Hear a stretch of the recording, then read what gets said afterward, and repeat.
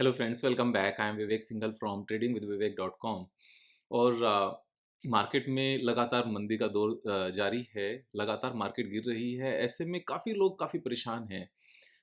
परेशान किस बात को लेकर हैं? परेशान इसी बात को लेकर हैं कि ये मार्केट कब रुकेगी, गिरना कब रुकेगा? क्योंकि कुछ लोगों ने इस तरह के फॉल देखे नहीं हैं जब बिना किसी रीज़न के स्टॉक मार्केट गिर रही हो। देखो, ध्यान से समझो कि किसी के लिए भी स्टॉक्स को होल्ड करना थोड़ा-सा आसान होता है जब ये समझ में आ जाए कि वो पर्टिकुलर स्टॉक क्यों गिर रहा है, वहाँ से निकलना आसान है या उसको बने रहना आसान है। ओवरऑल मार्केट में गिरावट का रीज़न पता हो तो भी समझना आसान होता है। जैसे कोविड में मार्केट गिर रही थी तो सबको पता था कि कोविड की वज़ह से मार्केट गिर रही है। लेकिन अभी इस पर्टिकुलर पॉइंट पर मार्केट क्यों गिर रही है किसी को नहीं पता।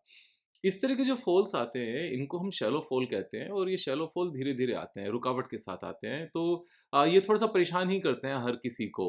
हर किसी को परेशान करते हैं, लेकिन अल्टीमेटली जो अफ़ेक्ट होते हैं वो लोग होते हैं जिनको समझ नहीं होती स्टॉक मार्केट की। तो समझ क्यों नहीं होती? समझ इसलिए नहीं होती, शायद समझा नहीं होता या फिर किसी ने समझाया नहीं होता या फिर इस तरह के कभी पर्सनल लेवल पर स्टॉक मार्केट में एक्सपीरियंस नहीं हुआ होता। तो इन सब चीज़ों को समझाने के लिए मैं टाइम टू टाइम ट्विटर पर चीज़ें अपडेट करता रहता हूँ। जैसे मैंने फ़िलहाल एक अपडेट किया आज ही मॉर्निंग में, that stock market is like running a shop. ये शॉप चलाने जैसा है। If we sell our inventory in loss then only we make loss. तो अगर हम नुकसान में बेचेंगे तो हमें नुकसान होगा, और अगर हम नुकसान में नहीं बेचेंगे, हम अपने इन्वेंटरी को होल्ड करके रखेंगे, तो नुकसान नहीं होगा। हम सिर्फ़ कस्टमर के आने की वेट करेंगे कि जो हमारे भाव या उससे ऊपर परचेज़ करने को तैयार हो। तो यही मैंने लिखा, otherwise we are good to hold the inventory in our shop and wait for the right customer. फिर next, a shopkeeper either book profit or don't book profit, there is nothing like loss in the business. तो एक shopkeeper क्या करता है? एक shopkeeper exactly यही करता है कि या तो वो अपने आइटम को प्रॉफिट में बेचता है, और अगर प्रॉफिट में नहीं बिक रहा होता है तो वो नहीं बेचता है। अगर सपोज किसी की रेडीमेड गारमेंट की शॉप है, जो एग्जांपल मैं अक्सर लेता हूँ क्योंकि इजी है सबके लिए समझना, तो क्या करते हैं कि अगर सपोज़ ₹2000 का कोई पीस परचेज़ करके लेकर आए, अगर वो उन्होंने 20% का एक मार्कअप रखा हुआ है कि 20% प्रॉफ़िट पर हम बेचेंगे अपने आइटम्स को, तो 2000 प्लस 20% इक्वल टू ₹400, यानी कि 2400 का अगर कोई कस्टमर लेगा, तो वो बेचेंगे, अदरवाइज़ उसको नहीं बेचेंगे, अदरवाइज़ उसको होल्ड करके रखेंगे and they will wait for the next customer, दूसरे कस्टमर का वेट करेंगे। फिर उसके बाद में सेम ही यहाँ जो सबसे इम्पोर्टेंट पॉइंट है, the only point is that we should have good quality inventory in our shop and not the inferior one. कि भई अपनी शॉप में अब हम आइटम अच्छा रखें, खराब होने वाला ना रखें, गुड क्वालिटी का रखें, तो ये तो एक शॉपकीपर की ज़िम्मेदारी है। अगर शॉपकीपर बेकार क्वालिटी का सामान महँगे प्राइस पर लेकर आकर रख लेगा और उसके बाद में वो नहीं बिकेगा, तो इसमें शॉपकीपर की गलती है। इसमें जो शॉप का पूरा मैकेनिज़्म है, शॉप चलाने का जो बिज़नेस है, इसमें उनकी गलती नहीं है। तो गुड क्वालिटी का प्रोडक्ट रखना यहाँ पर ज़रूरी है कि वो एक्सपायर ना हो और वो टाइम के चलते खराब ना हो जाए। वो इंटैक्ट वैसा का वैसा ही बना रहे। तो अच्छी क्वालिटी का सामान रखना दुकान पर, ये हर दुकानदार की ज़िम्मेदारी है अपनी। उसके बाद में, one who understand this will keep on making money throughout the life, one who doesn't understand keep on creeping and making loss due to his or her own shortcoming and not due to the market. जो लोग इन सब चीज़ों को नहीं समझते, उनकी अपनी गलतियाँ हैं, तो इसमें शॉप का जो बिज़नेस है, उसकी मिस्टेक नहीं है। उस बिज़नेस में कोई यहाँ पर शॉर्टकमिंग्स नहीं है, या फिर उसमें कोई प्लेटफ़ॉर्म में जो ये शॉप का बिज़नेस है, वहाँ कोई स्ट्रक्चरल प्रॉब्लम नहीं है या इंडिविजुअल प्रॉब्लम है, अगर आप इन सब बातों का ध्यान नहीं रखते हो। तो मेजॉरिटी ऑफ पीपल अंडरस्टैंड कि विवेक इज सेइंग दिस, तो इनका ये मीनिंग है, लेकिन काफ़ी सारे लोगों को शायद मीनिंग समझ में नहीं आता। तो मैं अब उन मीनिंग्स को यहाँ पर, जो कमेंट्स हैं, मैं यहाँ पर क्यों एक्सप्लेन कर रहा हूँ, क्योंकि कुछ लोगों को ये चीज़ें जो उनको समझ में नहीं आई या उस बात को नहीं समझ पाए, उन्होंने लिख दिया, और बाकी काफ़ी लोगों को भी हो सकता है कि इसी तरह के यहाँ पर चीज़ें समझ ना आई हो और यहाँ पर लिखा ना हो। तो एक क्लैरिटी रहना वो बहुत ज़रूरी है, और इस क्लैरिटी में ही एक्चुअल में लर्निंग है। क्योंकि अगर किसी टीचर ने कोई बात बताई और बच्चों को क्लासरूम में वो चीज़ समझ में नहीं आई, वो गलत तरीके से उसको समझ रहे हैं, तो और टीचर को इस बात का पता चल जाए कि वो गलत समझ रहे हैं, और टीचर ने समझाया ही इसलिए था कि वो सही रास्ते पर रहें और उनके बेनिफिट की बात रहे, और बच्चों ने समझा भी इसीलिए था, क्लास में आकर भी इसीलिए बैठे थे कि वो टीचर से समझ पाएँ। लेकिन अगर गलत समझ गए और टीचर को पता चल गया, तो टीचर उसको करेक्ट करे, तो सब बच्चों के लिए बेटर है। यहाँ पर तो यहाँ अगर हम देखें, not applicable to all business. For example, if you are doing business of fruits and vegetables, they can't keep holding, instead they sell and get in the means get the capital। तो हम क्या, Reliance industries और यहाँ पर जितने भी banking companies हैं, HDFC bank, Kotak bank, या फिर हम जो छोटे बैंक्स हैं, डीसीबी बैंक, आरबीएल बैंक और बंधन बैंक, क्या हम इनको सब्जी समझ रहे हैं? क्या हम इनको लौकी समझ रहे हैं कि अगर 2 दिन नहीं बिकी तो ये सड़ जाएगी? मीन्स हम इसको स्टॉक मार्केट को फ्रूट्स का बिजनेस समझ रहे हैं क्या, कि अगर हमारे ये अंगूर नहीं बिके तो अंगूर सड़ जाएंगे 3 दिन में? क्या जो कंपनीज, एशियन पेंट जैसी कंपनीज 52 वीक लो पर हैं, जितनी भी पेंट कंपनीज हैं, क्या ये फ्रूट्स जैसी सब्जी हैं? क्या ये मीन्स सब्जियां हैं या फ्रूट्स हैं? ये आम है क्या कि 3 दिन तक नहीं खाए तो ये सड़ जाएंगे? क्या लॉजिक लगा रहे हैं हम इस बात को समझने में, that this is not applicable to all businesses? Of course, stock market is not a business of running a fruit shop. और अगर आप फ्रूट शॉप समझकर स्टॉक मार्केट में आए हो, तो फिर तो यही समझकर काम करो कि 2-3 हज़ार रुपये कमाओगे और घर के खर्चे चलाओगे, अमीर बनने की बात मत सोचो फिर स्टॉक मार्केट में। ये बेसिक अंडरस्टैंडिंग की एक सीधी सीधी कमी नजर आती है कि हम इन लार्जेस्ट कंपनीज को, जहां पर फ्यू लाख पीपल वर्क करते हैं, उनको एक ठेली वाला समझ रहे हैं कि अगर शाम तक उसका सामान नहीं बिका जो वो मंडी से परचेज करके सब्जी लेकर आया था, और अगले दिन भी नहीं बिका, तो सड़ जाएगा और खराब हो जाएगा। फ्रूट्स के बिजनेस में भी जो उनके मार्जिन हैं वो 100% है, वो नेक्स्ट डे 100% पे बेचते हैं। क्या स्टॉक मार्केट में आप ये समझ रहे हो कि या तो अगले दिन 100% पे बिक जाए? मंडी में सुबह सुबह 4 बजे उठकर गए, वहां से हमने खीरे परचेज किए 10 रुपए किलो पे, और गली गली आवाज लगाई 20 रुपए किलो पे हम बेच दिया हमने, और जो नहीं बिका उसको हमने बाजार में मीन से शाम को या तो सस्ते पर बेच दिया या फेंक दिया। It's not a business of fruits and vegetables. अगर आप इसको वही समझते हो, then you are not going to make money. तो इस बात को समझ कर चलो कि इसको फ्रूट्स एंड वेजिटेबल्स का बिजनेस नहीं समझना है। सेकंड कहते हैं, do not agree, sometimes in the market we have to sell our mistakes in loss, do not cut the grass and water the weeds. यहाँ पर जो ये पॉइंट है कि मैं बात समझता हूँ कि we have to sell our mistakes in the loss, then am I saying कि यहाँ पर अपनी मिस्टेक्स को यहाँ पर नुकसान में मत बेचो? यहाँ पर तो साफ साफ सबसे पहले लिखा, the important point is, the only point is we should have good quality inventory in our shop and not the inferior one. तो अगर आपने अपनी गलती से इंफीरियर क्वालिटी ली है, तो वो गलती किसकी है? वो गलती आपकी है। गलती किसी और को और की नहीं है। ये तो शॉपकीपर की सबसे पहली एक सबसे इंपॉर्टेंट पॉइंट है कि वो उस प्रोडक्ट को अपनी शॉप में रखे जो टाइम के चलते खराब ना हो। तो अगर आपने इंफीरियर क्वालिटी ली है, तो ये शॉपकीपर की अपनी गलती है। यस, उस गलती को यहाँ पर रिपीट मत करो। एक बार नुकसान पर बेचो अगर आपको लगता है कि आपकी गलती थी, और दोबारा से वो गलती मत करो। लेकिन अगर ये गलती आपको सिर्फ इसलिए नजर आ रही है क्योंकि स्टॉक प्राइस नीचे आया है, तो ये बेसिक अंडरस्टैंडिंग की कमी है। यहाँ पर स्टॉक प्राइस का नीचे आना स्टॉक मार्केट में बहुत सारे फैक्टर्स के चलते होता है, और उन फैक्टर्स का बहुत ज्यादा लिंक नहीं होता किसी भी चीज से। यहाँ पर क्वालिटी से लिंक नहीं होता। फॉर एग्जाम्पल, मैं अगर यहाँ पर एक एग्जाम्पल लेता हूँ आपको इस चीज को क्लियर करने के लिए कि हमारा मीनिंग क्या है यहाँ पर मिस्टेक से। अगर हमने सपोज AWL परचेज किया, अदानी विल्मार, और यहाँ पर मैं साइज इसका थोड़ा सा बड़ा करता हूँ जिससे और अच्छे से नजर आ जाए। तो अदानी विल्मार आज की डेट में अगर हम देखें AWL, तो मेरे ख्याल से लोएस्ट एवर प्राइस पर है। यानी कि जिस प्राइस पर ये लिस्ट हुआ था, सेम प्राइस पर ये भी ट्रेड करता है, और ऊपर गया था काफी 876 के आसपास तक गया था। अब अगर हम इसके रिजल्ट्स की बात करने लगें और रिजल्ट्स देखें, तो ट्रेलिंग 12 मंथ्स का जो नेट प्रॉफिट है आज तक का सबसे ज्यादा नेट प्रॉफिट है। और अगर हम इसकी रेवेन्यू की बात करने लगे तो आज तक का सबसे अच्छा रेवेन्यू है। क्वार्टरली रिजल्ट्स की बात करने लगे तो आज तक की सबसे ज्यादा रेवेन्यू है और आज तक का सबसे ज्यादा नेट प्रॉफिट है।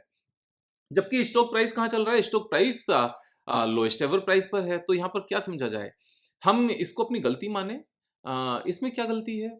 अगर आपने बिल्कुल पीक पर परचेज किया तो गलती आप कह सकते हो, लेकिन अगर आपने अपने सिस्टम्स के हिसाब से, स्ट्रेटजीज के हिसाब से एवरेज प्राइसेस जो होते हैं उनसे नीचे परचेज किया और उसके बाद में स्टॉक प्राइस नीचे चला गया, तो क्या ये वेजिटेबल सड़ गई? क्या ये आम सड़ गए जो फेंक देने चाहिए? यहाँ पर स्टॉक प्राइस के नीचे जाने से प्रोडक्ट का खराब हो जाना ऐसा नहीं होता है, ये दोनों चीज़ें अलग-अलग हैं। स्टॉक प्राइस किसी भी रीज़न से नीचे जा सकते हैं और ज़रूरी नहीं कि आपका प्रोडक्ट खराब हुआ हो, और स्टॉक प्राइसेस वापस से ऊपर भी आएँगे अगर आपका प्रोडक्ट खराब नहीं हुआ है और आप प्रॉफिट पर बेच भी पाओगे। तो ये एक पॉइंट कि आप यहाँ पर बेचना पड़ेगा, नुकसान है, मिस्टेक्स हैं। मिस्टेक तो तब है अगर आपने कंपनी गलत परचेज़ की है। अगर स्टॉक प्राइस नीचे चला गया, अच्छा था, तो फिर मिस्टेक्स नहीं है, देयर इज़ नो प्रॉब्लम। अब उसके बाद में अच्छा यहाँ पर एक और पॉइंट, जिन्होंने कमेंट किया है कि सेल आर मिस्टेक्स, उनका नाम क्या है, उन्होंने नाम क्या रखा हुआ है, margin of safety. So margin of safety का मतलब क्या है भैया यहाँ पर? नाम तो रखा है दौलत राम और आप दूसरों से पैसे मांग रहे हो। तो ये बात तो कुछ समझ नहीं हुई, ये बात कुछ हजम हुई ही नहीं कि margin of safety Warren Buffett की डिक्शनरी से निकल कर आया है, और वारेन बफेट की डिक्शनरी को फिर ठीक से पढ़ लें, उसी हिसाब से समझ लें तो ज़्यादा बेटर है, नहीं? यहाँ पर फिर उसके बाद में जैसे और पॉइंट है, यहाँ नीचे जाते हैं, और agreed but inventory carrying cost is equally important, yes that is important. तो इसीलिए हमें हर स्टॉक के ऊपर हमने कितने परसेंट कमाया वो नहीं समझना चाहिए, हमें ये समझना चाहिए ओवरऑल पोर्टफोलियो पे एक पूरी साइकिल पूरी करने के बाद में कैसे कमाया, कितना कमाया, दैट इज इंपॉर्टेंट। उसके बाद में, और on a lighter note, if some items are near expiry the shopkeeper put them on a sale at discount price, and if some items expired, throw them. Should we do the same in our stock which are near the expiry or going to be expired? Now यहाँ पर again same important point है कि भैया expiry का आपका meaning क्या है? क्या एक्सपायरी का मीनिंग सिर्फ इतना है कि स्टॉक प्राइस नीचे आ गया है? अगर सिर्फ स्टॉक प्राइस नीचे आने को आप एक्सपायरी मान रहे हो, तो आप स्टॉक मार्केट में पैसा कमाने के तरीके से जस्ट अपोजिट चल रहे हो। If there are few companies, those are posting highest ever profits and the stock is trading at lowest ever prices in such a bear market, तो उनको सिर्फ अपॉर्चुनिटी कहते हैं, वहीं पर पैसे बनते हैं और कहीं पैसे नहीं बनते। तो एक्सपायरी का मीनिंग आप ध्यान से समझ लो, एक्सपायरी का मीनिंग कंपनी की एक्सपायरी से होना चाहिए। जैसे जेट एयरवेज है वो खत्म हो गए, जैसे किशोर बियानी की कंपनीज थी वो खत्म हो गई, जैसे बीएसएनएल खत्म हो गया, जैसे एमटीएनएल खत्म हो गया, ये एक्सपायरी होती है। Company is doing highest ever sales and that is a profitable company and making a good profit is not the expiry or near to expiry। तो यहाँ इस बात को समझने की जरूरत है। एक कहते हैं मतलब कुछ भी, अच्छा क्या कुछ भी, देखते हैं एक बार। There are some products though which are directly related to the price of commodities in the shop। पता नहीं क्या कह रहे हैं। जब मार्केट में काम नहीं होता, companies drop the prices of the products due to which shopkeeper suffers because of the inventory which is already in the godown. या तो बिल्कुल ठीक है ना, that's why I am saying keep the inventory in your shop, those are of superior quality, और जो खराब नहीं हो over a period of time. आप ऐसा सामान रखते क्यों हो? और अगर यहाँ पर कोई कमोडिटी रिलेटेड भी है, तो ये तो आपको पहले से ही पता होना चाहिए शॉप करने से पहले कि भैया इसके भाव नीचे जा सकते हैं और ऊपर जा सकते हैं। अगर आपको भाव के नीचे जाने से डर है and you don't understand the cycle of those भाव, तो फिर यहाँ आपको पहले से ही इस बात को समझना होना चाहिए कि या तो कमोडिटी रिलेटेड स्टॉक्स में काम मत करो, और अगर कमोडिटी रिलेटेड स्टॉक्स में काम कर रहे हो तो आपको साइकिल समझ में आनी चाहिए, और आप नीचे के लेवल पर बाय करो और उसके बाद में ऊपर के लेवल पर सेल करो। आपको ऐसा तो नहीं करना चाहिए कि आप इन्वेंट्री रिलेटेड स्टॉक्स में काम कर रहे हो और इन्वेंट्री की साइकिल आपको समझ नहीं आती। यानी कि आप एक फार्मास्यूटिकल शॉप ओपन कर रहे हो, मेडिसिन वाली शॉप जिसको मेडिकल स्टोर कहते हैं वो ओपन कर रहे हो, और आपने केमिस्ट्री कभी पढ़ी नहीं, बायोलॉजी कभी पढ़ी नहीं। यानी कि आपका काम तो घर पर दूध निकालना था या खेती करना था, या आपका काम तो सुनार का था, जो गोल्ड की ज्वेलरी बनाते हैं, और या आप अकाउंटेंट थे, या फिर बाकी कोई आप मैकेनिकल इंजीनियर थे, लेकिन शॉप आपने खोल ली मेडिसिन की। तो ये तो एक प्राइमा फेसी आप ही की मिस्टेक है ना, कि जो काम आपको समझ नहीं आता आपने उस चीज की शॉप खोली। उस चीज की शॉप खोलो, अपनी शॉप में वो सारे सामान रखो जो बिजनेस आपको समझ में आता हो, जो जो प्रोडक्ट्स आपको समझ में आते हो। तो मैं भी तो एक डॉक्टर नहीं बन रहा हूँ ना जो कि भी इंजेक्शन लगाए, क्योंकि मुझे वो काम नहीं आता। लेकिन धंधा करना आता है, ट्रेडिंग का यानी कि बिजनेस करना आता है, वो मैं कर रहा हूँ and I am making good money. तो हमें इस बात को समझने की जरूरत है। गलत सामान रखोगे तो यही होने वाला है। Sir, we buy business with strategies and then their quality deteriorates. Going forward, the business becomes inferior. How to deal with this? Like Bandhan Bank. Like बंधन बैंक। तो सैनी साहब, यहाँ आपको फिर से सेम मिस्टेक हो रही है। स्टॉक प्राइस नीचे जाने की वजह से आपको यहाँ पर डिटीरियरेशन नजर आ रही है बिजनेस में। अगर हम यहाँ पर बंधन बैंक की भी बात करने लगे तो एक बार बंधन बैंक का बिजनेस का देखें तो कि क्या चल क्या रहा है यहाँ पर। Means sales rose from 1500 crore to 21,000 crore. 1500 crore से 21,000 करोड़ की सेल्स है, हाईएस्ट एवर। उसके बाद में net profit, they are posting amazing net profit almost every year. आज तक का सबसे ज्यादा जो नेट प्रॉफिट आया था इनका ये मार्च 2020 में आया है, और अभी भी जो नेट प्रॉफिट है वो सेकंड हाईएस्ट है। तो और लास्ट 5 इयर्स में हाईएस्ट नेट प्रॉफिट है। और अगर हम यहाँ पर एसेट क्वालिटी की भी बात करने लगे तो 1.28% का इनका नेट एनपीए है, जो पिछले 12 क्वार्टर्स में सबसे कम है। तो यहाँ पर प्रॉब्लम कहाँ है? यहाँ प्रॉब्लम तो है ही नहीं। अगेन सेम प्रॉब्लम है, स्टॉक प्राइस नीचे जाना डजंट मीन आपका स्टॉक इंफीरियर है। यहाँ प्राइस नीचे आए हैं, स्टॉक को कंपनी के रूप में देखकर चलो, स्टॉक प्राइस के नीचे आने को देखकर नहीं चलो। इस बात को आपको समझने की जरूरत है। यहाँ पर हम नेक्स्ट पॉइंट अगर देखें एक बार, तो इसी तरह के सारे पॉइंट्स हैं वैसे, but sometimes products expires and there is nil return from those products. Dead inventory kills most shops. तो भी डेड इन्वेंट्री, तो ये वही पॉइंट है कि आपने धंधा वो कर लिया जो आपको आता नहीं था, आपने सामान वो रख लिया जो आपको आता नहीं था। सारे चीजें जितनी भी है ना, वो इसी चीज को लेकर है। Either you are buying stocks of the companies जिनके बिजनेस आपको समझ नहीं आए, या फिर आपने यहाँ पर स्टॉक प्राइस के नीचे जाने को आपके प्रोडक्ट के खराब होने को समझ लिया। और अगर आपने ओवरऑल स्टॉक मार्केट की साइकिल्स को नहीं समझा, तो वो किसी और की मिस्टेक नहीं है। आपको शॉप खोलने से पहले यहां पर समझ में आना चाहिए कि जितना स्टॉक प्राइसेस डाउन गए हैं, फॉर एग्जांपल हम यहां पर अगर बात करने लगे, एक बार की निफ्टी कितनी डाउन गई है। अभी निफ्टी यहां पर 12-13% के आसपास डाउन गई है, 13%। क्या इससे पहले इतनी डाउन नहीं गई? यहां पर 18% गई थी। और इससे पहले कितनी डाउन गई थी? यहां पर 38% गई थी। इससे पहले यहां पर कितनी डाउन थी? This was 15%। ये वाला कितना डाउन था? यहां पर 12%। इससे पहले कितना डाउन था? यहां पर इट वाज 12%। सो 12-13% डाउन जाना इज नॉर्मल। तो शॉप खोलने से पहले समझ में आना चाहिए ना मेरे भाई कि हम किस चीज की शॉप खोल रहे हैं। 24%, यहां पर इट वाज ऑलमोस्ट 26%। तो ये तो इसका मार्केट का नेचर है। This is not A shop जहां पर आप डेली बेसिस पर हल्दी बेचते हो या डेली बेसिस पर जीरा बेचते हो। It's a shop where you buy and sell companies. ये कंपनीज को बाय और सेल करने की शॉप है।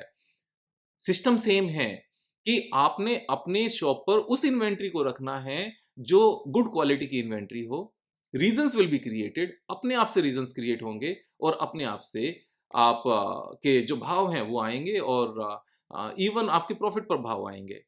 यहाँ पर कुछ चीजें इंपॉर्टेंट हैं, जैसे अगर भाव नीचे चले गए तो आपकी क्वालिटी बेकार हुई क्या, इस बात को समझो। क्वालिटी बेकार नहीं हुई, उनके रिजल्ट्स देखो, उनके ऑपरेशंस देखो। यहाँ पर बाकी चीजें देखने की जरूरत है। ये शॉपकीपिंग ही है, और शॉपकीपिंग को लेकर, शॉपकीपिंग की तरह से लेकर जो इस धंधे को लेकर चलेगा वो सारी जिंदगी पैसे कमाएगा, और जो लेकर नहीं चलेगा वो सारी जिंदगी क्रिप करता रहेगा कि यहाँ पर कुछ नहीं होता। जिनको ये धंधा समझ में नहीं आता, seriously don't waste your time, don't waste your money, don't waste your energy, don't waste means आपके जो सपने हैं उन सबको यहाँ पर नहीं लगाओ। वो धंधा करो जो आपको समझ में आता हो। स्टॉक मार्केट बिजनेस है। स्टॉक मार्केट कोई चुटकी बजा के पैसे कमाने का कोई खेल नहीं है, कोई ये मैजिक नहीं है। ये एक सीरियस बिजनेस है। इस सीरियस बिजनेस में प्रोडक्ट्स को समझो, अपने पैसे से लगा के काम करो, और अलग अलग तरह के सामान रखो, और फिर 20% 30% जो भी आपके टारगेट्स हैं, बढ़े हुए प्राइस पर यहाँ पर कस्टमर के आने का वेट करो। यहाँ कस्टमर बहुत लंबे टाइम तक नहीं भी आएगा, और कभी-कभी रोज आएगा, लगातार आएगा, और आपके पास सामान नहीं बचेगा। यहाँ पर समझदारी से काम लो। This is my teaching to you. इस बिज़नेस को इसी बिज़नेस के हिसाब से लेकर चलो। ये गाजर-मूली नहीं है, जो कुछ लोग आप समझ रहे हो कि गाजर-मूली नहीं बिकी तो सड़ जाएगी। अगर आप इसको गाजर-मूली समझ रहे हो तो इस धंधे को नहीं करो। ये मेरा आपको सीधा-सीधा कहना है। बाकी मर्ज़ी आपकी है, आप इसको गाजर-मूली लेकर चलना चाहते हो, गाजर-मूली लेकर चल लो। लेकिन वैसे पैसे बनेंगे नहीं। जो समझ रहे हैं वो लगातार पैसे कमाएँगे। I will keep on guiding you, जो मेरा एक्सपीरियंस है। और जल्दी मिलेंगे एक नई वीडियो के साथ। तब तक अपना ख्याल रखो। जय हिंद, जय भारत।